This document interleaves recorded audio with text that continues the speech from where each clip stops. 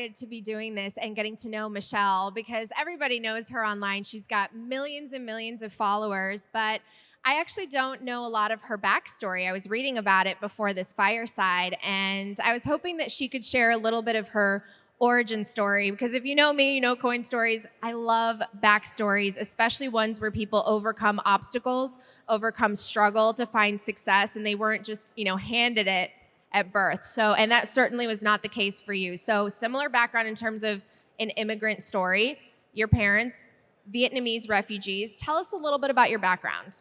I was born in Massachusetts, Boston, Massachusetts, and my parents were immigrants from the Vietnam War.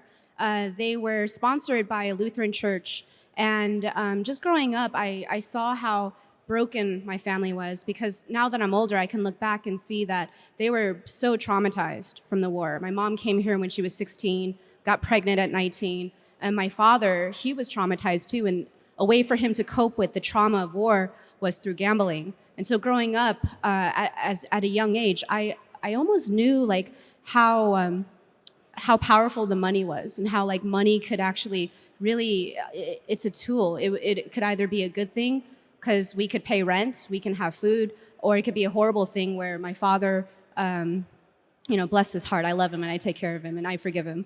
But he was traumatized, and the only way to cope with that was to go to the poker tables and just gamble everything away. And what I saw was we would get evicted 10 times a year. We would have to move. And so growing up, I didn't have consistent schooling.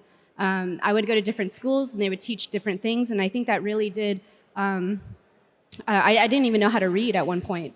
It's insane. So thankfully, though, I think like moments like this, when you grow up with a very troubled background, I think it's either it crushes you or it inspires you to save your family in a way. And so for me, I think at a young age, I carried this burden to take care of my family, knowing at a young age I had to figure out how to hustle in a way. And I think I'm actually very grateful for that, for experiencing all of that, because I wouldn't be who I am today if it wasn't for the traumas that my parents had to experience.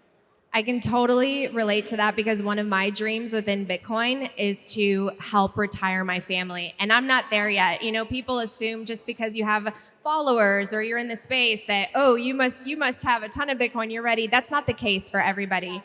And I think you and I were talking backstage about how when you come from that type of background of struggle, or you saw financial insecurity, what that's like, that idea of scarcity as opposed to abundance, that shapes who you are. And it can either make you more motivated and ambitious and driven to just change your future and your family's future, or it can also make you a little bit timid. And for me, it was a little bit of both. Like, I was a little bit afraid of authority. I wanted to play by all the rules.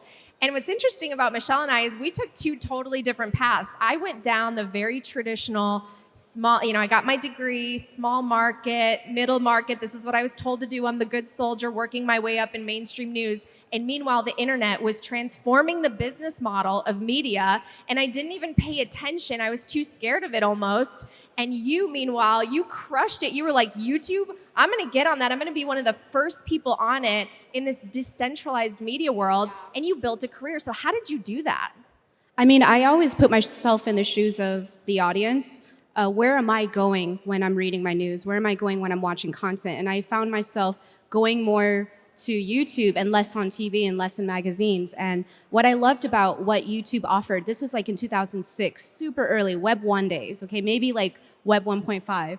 But what I saw was, I saw content from people all over the world. And that was the first time I ever saw that, because I grew up with programmed television, TGI Fridays. I don't know if I'm dating myself here, but I grew up with amazing like television program and everything. But then YouTube brought just this completely new form of storytelling from real people. And I just thought like this was something that I've never seen before. And I just knew intuitively that this is the future. YouTube is going to become the TV of the internet.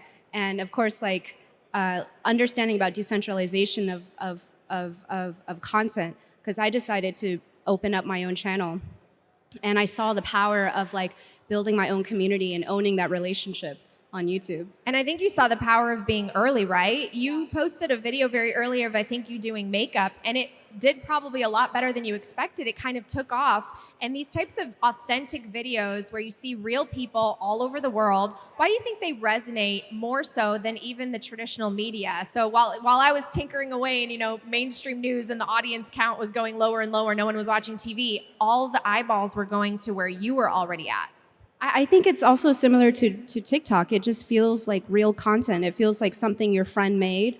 And for me, when I was creating content on YouTube, people had an emotional connection to me as a person, not me as a character on TV or me as someone broadcasting something. I was a real person to them, and there was this authenticity that I think was really unique that wasn't available during the program television era.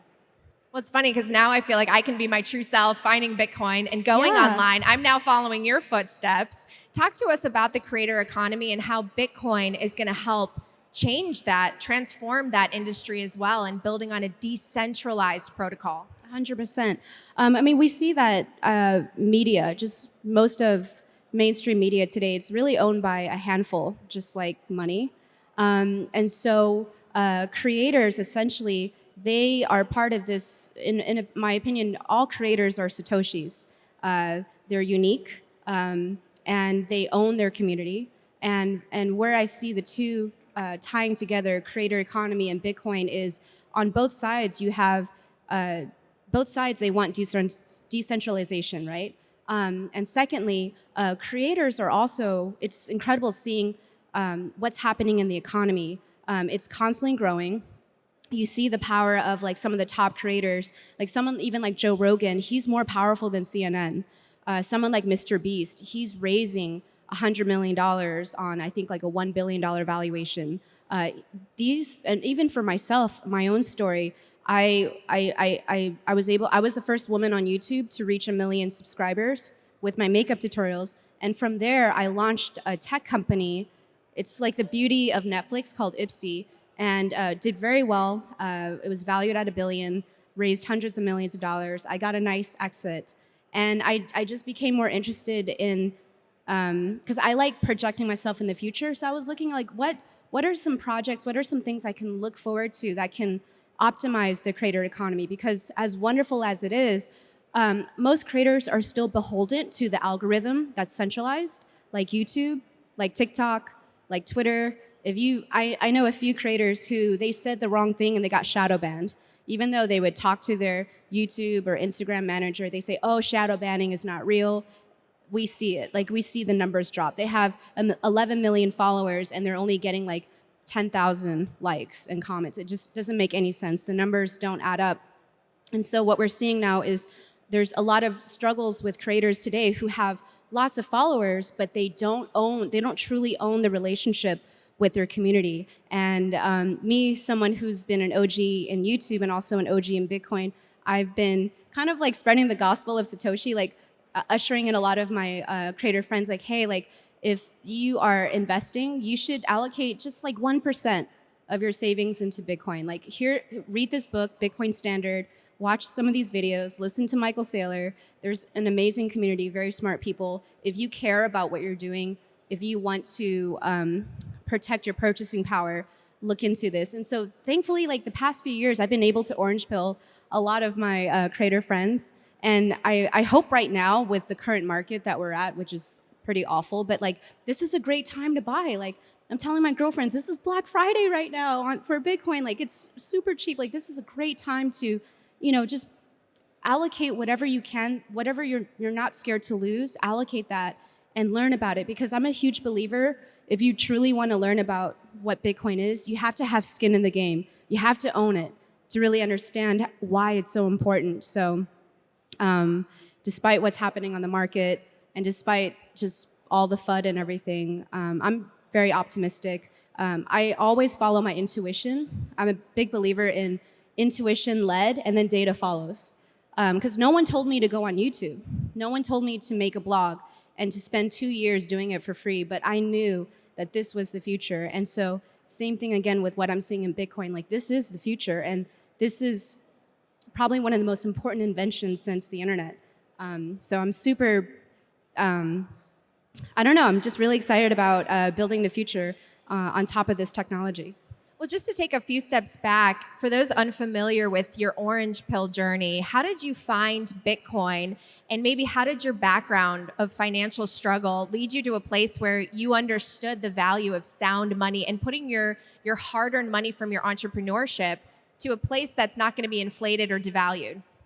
I think how I got orange pilled was at the time when I was doing relatively well on YouTube.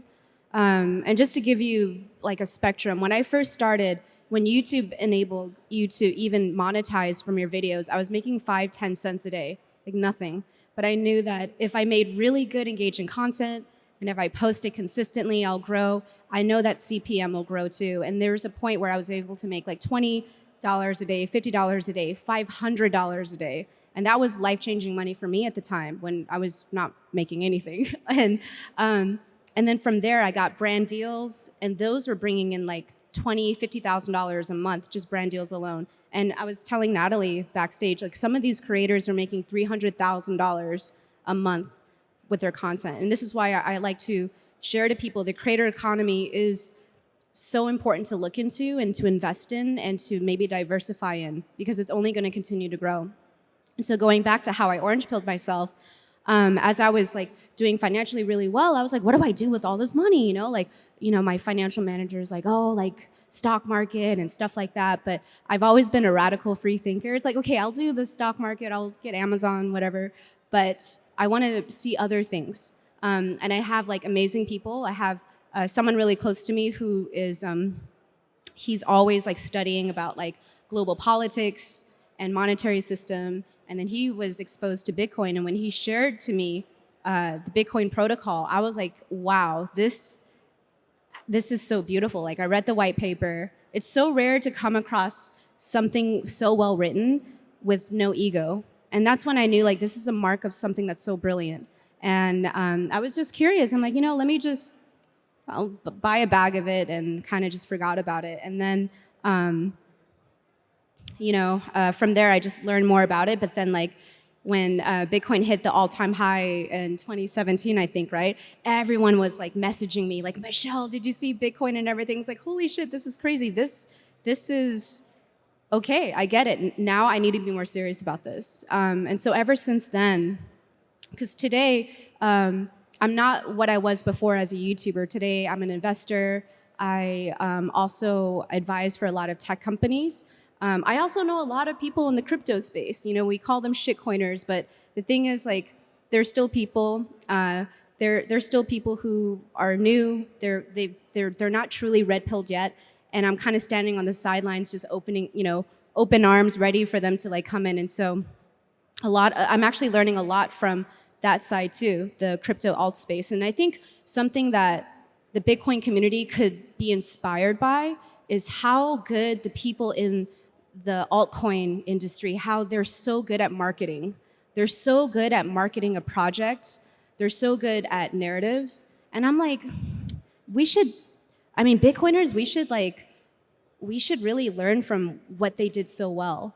And maybe, now that we're in this new bottom, maybe we should take some inspiration, and maybe we should re-educate people about Bitcoin in a way that they can understand it better. And so, like, I know right now we're all talking about the Bitcoin standard and Bitcoin this and the price of that, but imagine if we told people more about Satoshi, because most people don't even know that you can buy Bitcoin, you can fractionalize Bitcoin. They don't know that. They just think it's the whole thing. Like, I can't afford, 17 or whatever price it's at now. I can't afford that. It's like, no, you can put $10 into Bitcoin. It's called Satoshi. So for me, something that I'm seeing that's working really well, because I'm on the ground, I'm talking to a lot of creators, and a lot of them are saying the same thing. I'm too scared to invest, but it's like, you can put in $500.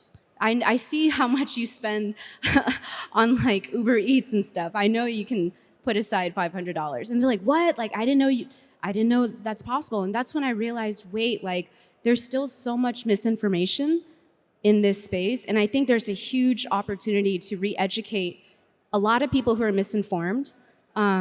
And I think like maybe we should talk more about the Satoshi standard, because that's something that's more, it's, you know, it's like $1. I could buy $1 worth of it. Okay, great.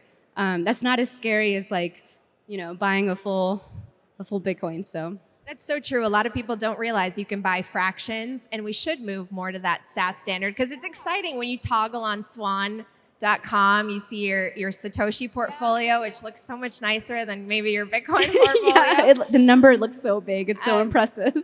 But you know, with great power comes great responsibility, and I think it's important to orange pill people like you who have a major platform and a ton of followers.